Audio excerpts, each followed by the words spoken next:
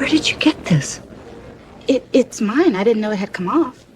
This pendant was custom made. There's only one. I swear I've had it since I was a kid. Her hand trembled as the necklace slipped from her grasp.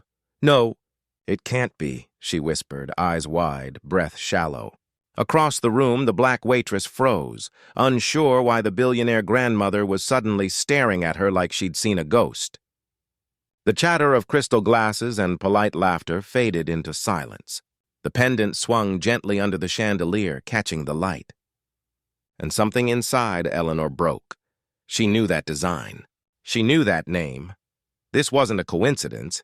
It was fate, decades in the making. This is the story of the necklace that made a billionaire weep. Welcome, story lovers. From where are you watching? Hit the like button and drop your city name in the comments so we can see how far our story travels. It was supposed to be just another quiet afternoon at the Belmont estate. In this place, time seemed to move more slowly, where the air smelled faintly of lavender and old money. Eleanor Belmont, 82 years old and one of the wealthiest women in the state, sat near the tall windows overlooking her sprawling gardens. The sunlight caught on the crystal chandelier above her, scattering diamonds of light across the polished marble floor. Everything about her life was orderly, predictable, and perfectly controlled, just as she liked it. For decades, Eleanor had built her reputation on grace and generosity. She funded hospitals, schools, and charities. Her name appeared in glossy magazines, her smile radiant beside governors and CEOs.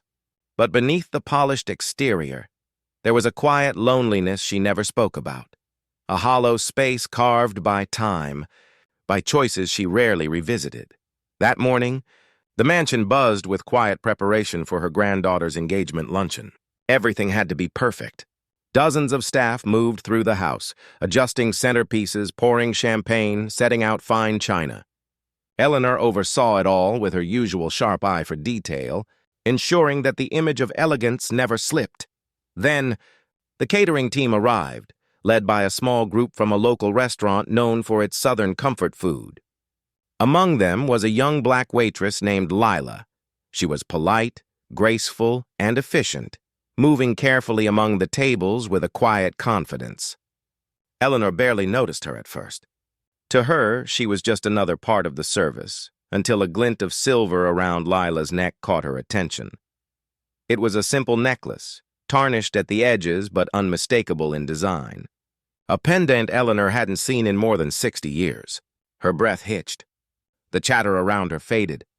She blinked once, twice, as if her eyes were playing tricks on her. But they weren't. That necklace shouldn't exist anymore. And if it did, it could only mean one thing. Something buried deep in her past was about to come back to life. Eleanor couldn't take her eyes off the necklace. The way it shimmered faintly under the chandelier light made her stomach twist with a feeling she hadn't known in decades. Unease. She tried to focus on the laughter and music filling the hall, but her mind was somewhere else entirely. Every time Lila passed by, the pendant seemed to pull her gaze, tugging her toward a memory she had long buried beneath layers of wealth and polished smiles. After the luncheon began, Eleanor quietly motioned to her butler, instructing him to bring the young waitress closer. Lila approached, unsure why the elderly woman was watching her so intently. As she came near, Eleanor could finally see the necklace clearly, a small silver heart with an engraving at the back. Her heart thudded in her chest. That engraving? She knew it by heart. "Where did you get that?" Eleanor asked softly. Lila hesitated, sensing the weight in her tone. "It belonged to my grandmother," she said finally, her voice calm, respectful. "She gave it to my mother before she passed." A tremor ran through Eleanor's fingers. The air suddenly felt too heavy to breathe. She had given that necklace away, decades ago, under circumstances that still haunted her at night. Back then, it had belonged to someone she loved dearly, someone society said she wasn't supposed to love. Her mind drifted back to the 1960s, to a time when her family's wealth came with strict rules about who was acceptable. She remembered being a young woman, naive and defiant, falling for a man who worked at her family's stables, a kind, dark-skinned man named Samuel. Their love was quiet but dangerous, a flame burning in secret. When her parents found out, it all ended. Samuel was fired, forced out of town. She never saw him again. The only thing she had left was the necklace, until guilt forced her to let it go. Now, standing before her was a young woman wearing that very same piece, the same design, the exact engraving that read, "Forever in kindness, E." Her mind spun. Could it be possible? Could this waitress be connected to Samuel? To the man she once loved? The man her family destroyed? She couldn't ask. Not here, not now. The room buzzed with laughter and champagne flutes clinking, oblivious to the storm raging quietly within her. She tried to smile through the confusion, but her hands trembled as she reached for her glass.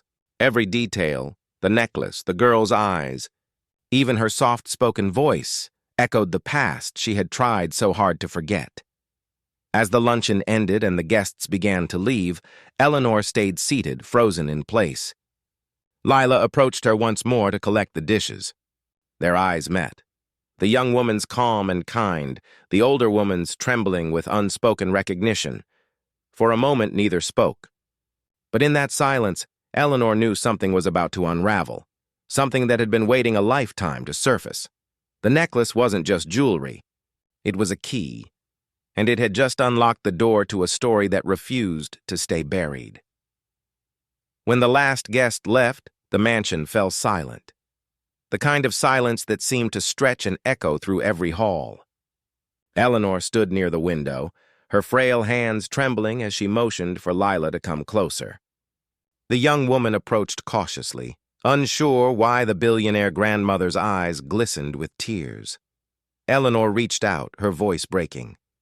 "Please, may I see your necklace?" Lila hesitated but slowly unclasped it, placing it gently into Eleanor's shaking palm. The weight of the pendant felt heavier than gold, heavier than regret itself. Eleanor turned it over, and there it was. The faint, hand-engraved message she'd once carved with a trembling heart.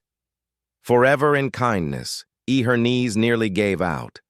"This was mine," she whispered, her voice trembling with disbelief. "I gave this to someone I loved." "His name was Samuel," Lila's eyes widened. "Samuel Carter?" Eleanor's breath caught.